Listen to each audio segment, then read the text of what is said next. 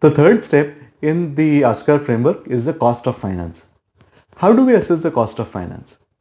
Most of us believe that when you take particular loan from a bank or an NBFC or a private lender, the interest that we are going to pay them is the cost of finance.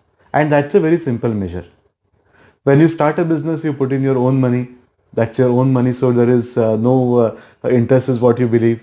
Then you would get some credit from the vendors that will also come without any credit. You may ask the client for some advances, so that advance also will be there just as an advance, and there is no interest that would get charged, right?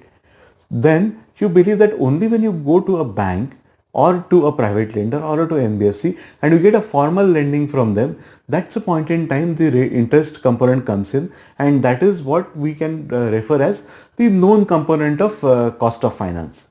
However, there are a lot of hidden components. So when you want to find out the real cost of finance, along with this known component of bank interest or the rate of interest charged by NBFC or a private lender, you need to also look at all the hidden cost of finance.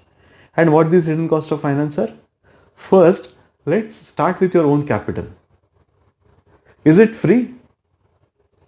If you would have kept that money in the bank would have at least given you about say 5 or 6% rate of interest. If you would have invested that into some other instrument, even if the NBFCs would offer you at about 8 or 9% as the rate of interest, if you give it to mutual funds, they will come at anywhere between about 10 to 12% of a return. If you give it to a portfolio management company, they will come at you anywhere between about 12 to 15% or even 20% kind of returns.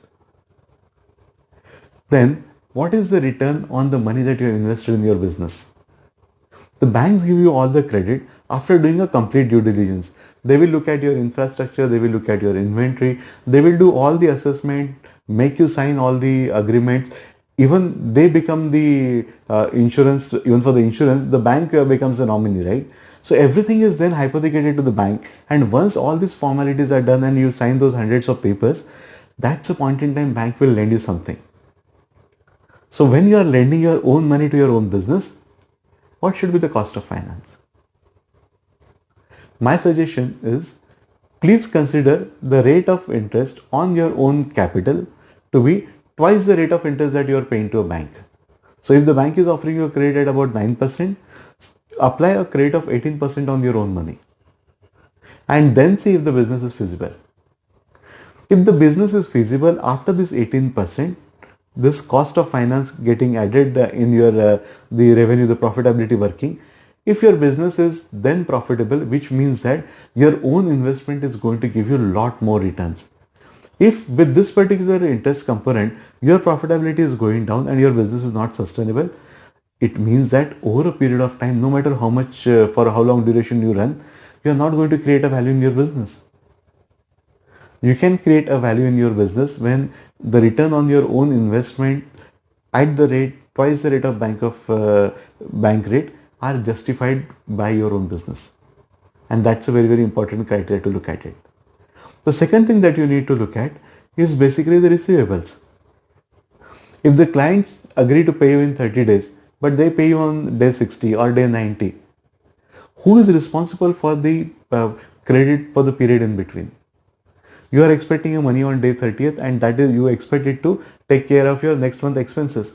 But if it is going to come after day 90, then the expenses for 2 months would need to be managed by you through some other source from where this amount is going to come. Have you factored this delay when you are looking at your costing? Most of the time we haven't looked at it, right? So calculate that. And the third thing, which is obvious, always in front of our eyes, but we don't look at it, is the inventory. So if you buy a material worth 100 rupees and keep it with you for 2 years, and if you apply the rate of interest at 10%, then at the end of year 1 the cost should be 110, at the end of the year 2 it should be 120. Whereas in our books it is only 100 rupees, and maybe after 3 years you actually have to scrap it. So you end up losing the complete value. So there is a cost of finance associated with the paid up inventory as well.